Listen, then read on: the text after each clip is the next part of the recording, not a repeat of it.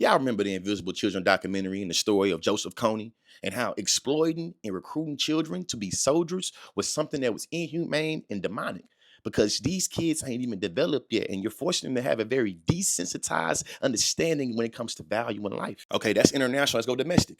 One of the many reasons that gang culture is seen as being bad in America is because how it recruits children and exposes them to violence, putting guns in their hands and making it where their young, underdeveloped mind does not have a good sense of value in life because you're willing to take it away so easily. Now, remember all that as you listen to this. Roll the clip. Here's everything we know about the National Guard shooter who was recruited as a child soldier to work in one of the most lethal and corrupt paramilitary units in Afghanistan alongside U.S. Special Forces. So as a teenager, the shooter was recruited to a CIA-backed Afghan paramilitary unit, a so-called Zero Unit. These elite special forces, which included the Kandahar Strike Force, is something that the shooter served in for 8 years, and they were trained, equipped, and directed by the CIA and operated alongside U.S. Army Rangers. Now, human rights groups label these forces as death squads. Their activities included a long history of nighttime raids, summary executions of hundreds of people, the bombing of villages that left children's heads blown meters away from their bodies, and other atrocities committed with impunity. The shooter was a commander in this world.